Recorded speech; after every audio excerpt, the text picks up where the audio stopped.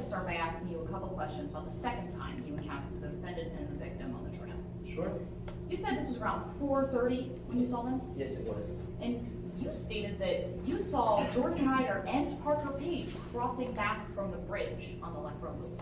Yes, I did. I saw Jordan cross the bridge, and then 10 minutes later, I heard Parker cross. I was looking for birds, but I'm sure that those footsteps were Parker's.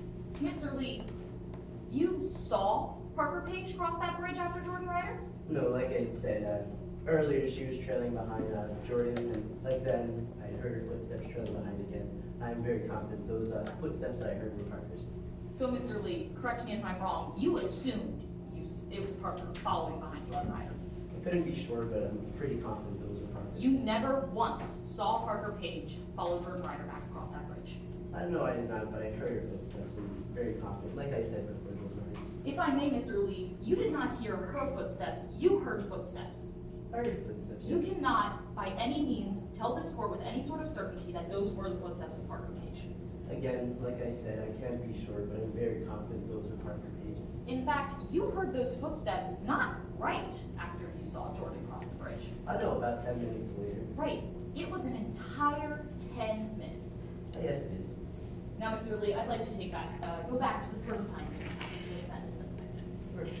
You mentioned that you saw Jordan Ryder and Parker Page enter the campground in a red Chevy truck.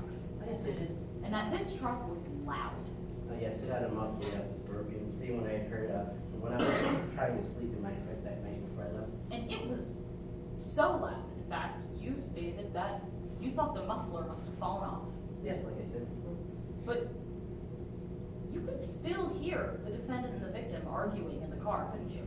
Yeah, I heard a little chatter. But again, my trick wasn't to hear chatter, it was to see the beautiful cockatoos woodpecker. In fact, you could hear the pair arguing over the radio that was playing as well. Again, yes, I did hear chatter, but I was more focused on the woodpecker. So for clarity, Mr. Lee, you heard the defendant and the victim having an argument over not only the loud truck, but the radio as well. Like I said before, yes, I did hear chatter, but I wasn't focused on it specifically.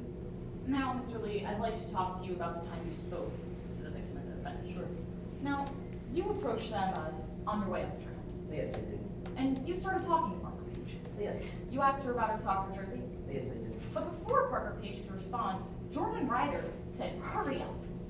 I actually said that. Again, Boy Scout, I have younger troopers who take a very long time to hurry up, so it wasn't unusual to me.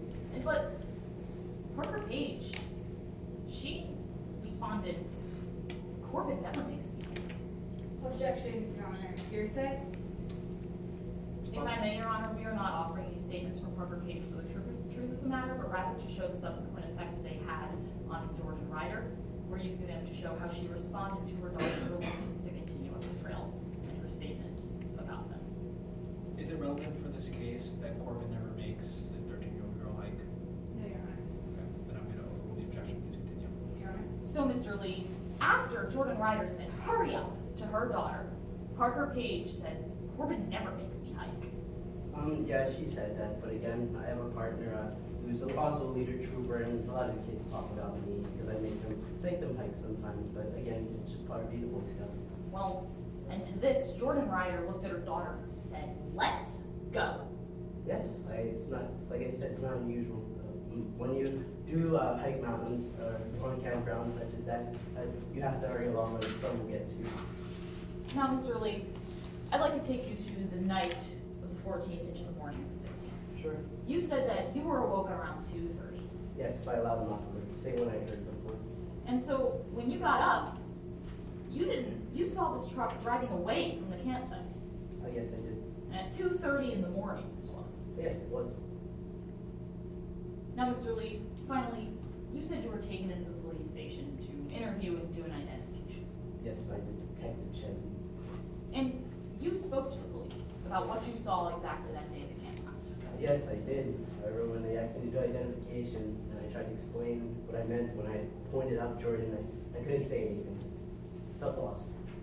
Right, because you never saw Parker Page return with Jordan Ryder that day.